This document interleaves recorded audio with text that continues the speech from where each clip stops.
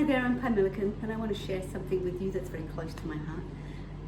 I came from nothing and being abused and physically beaten very regularly by my father and treated like I was nothing and will never have anything. In fact, I was always told that.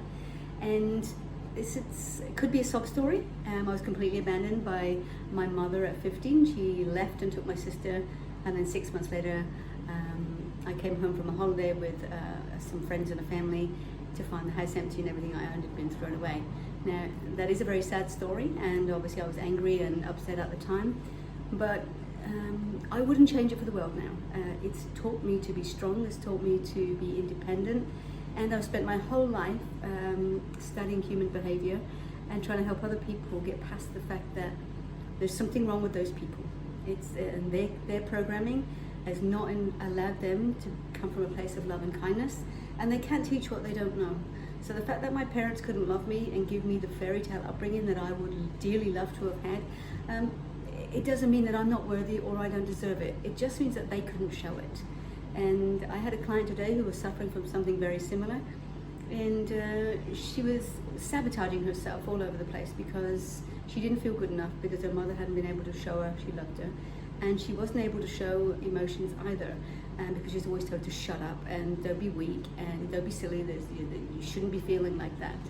And and when that comes from the people that we rely on, we can go either two ways. We can either express that and get angry and have tantrums, or we internalize it. And because if we have angry tantrums to the important people around us when we're little, they're our carers. They provide our food and bed and shelter, which are our basic needs. And so we tend to not get cranky with those, and we actually internalize it and make it about ourselves. And we believe what they say. We think we're not good enough, and then we're not enough, and there will never be anything. And as I said to my client today, that her mother wasn't able to teach her what she didn't know. And so she obviously had a very awful upbringing too, because she can't teach what she doesn't know. So her mother obviously didn't teach her how to be love and kindness and how to treat someone with respect and have empathy and be the loving mother that she wanted. And then her mother couldn't have done it either. So at the end of the day, whose programming are you listening to?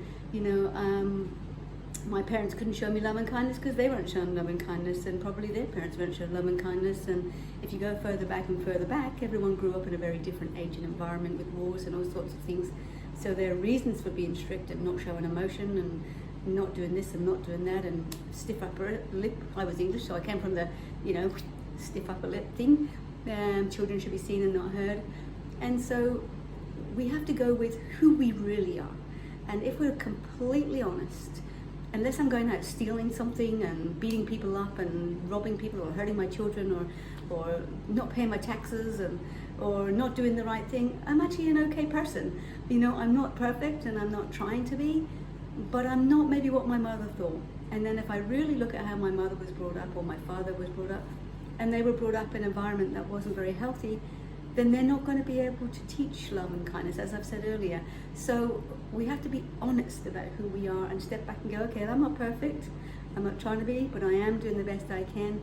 And the fact that I now have children and they're in their 20s, I treated them completely different from the way that I was treated.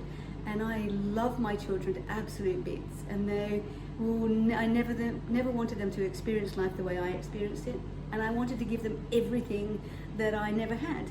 But I might not have known how to do that had I not had the experiences I had. I might never have known what it felt like not to be loved, so in order I could show that my children were loved. So we live in a life of duality, hot, cold, up, down, in, out, black, white. So we need to know one before we can make our mind up about the other. I need to know what it's like to be angry, to know that I prefer to be happy. I know what it's like to be tired, so I could prefer to go to sleep at night and have a lot of sleep, so I know I can wake up feeling refreshed. So everything in life is a duality. There's always an opposite, and we need to know one and experience one before we can know what the other is, to compare, if that makes sense. So at the end of the day, as I said to my client, okay, your mother wasn't able to treat you right, how you would have wanted to be treated. That's more about her than it is about you, and she can't teach you what she doesn't know, which meant that her mother couldn't teach her, and her mother couldn't teach her, and back and back and back, as I said already. But at the end of the day, as I said to my client, well, it stopped with you, didn't it? Just like it stopped with me. those behaviors, those programming, that conditioning, it stopped with us because we're not treating our children like that. She wasn't treating her child like that. So we've made a difference. So my point with all of that is, take a step back. Stop believing other people's opinions, and even if they are your parents, and look at them honestly. They can't teach you what they don't know, and that's like us expecting them to speak to you in Chinese if they've never been taught Chinese. They can't do that. So honestly assess yourself and go, okay, I might not be good at things, but that doesn't mean I'm dumb.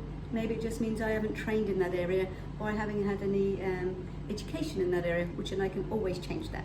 I can always get training, and I can always get more experience in areas that I'm not good at. So we are learning human beings, and we need adversity to kick us out of our comfort zone.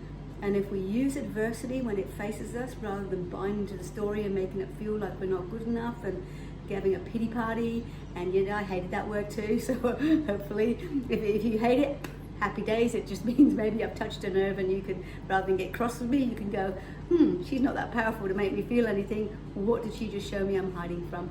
Yep, your shadow self. Carl Jung calls it a shadow self.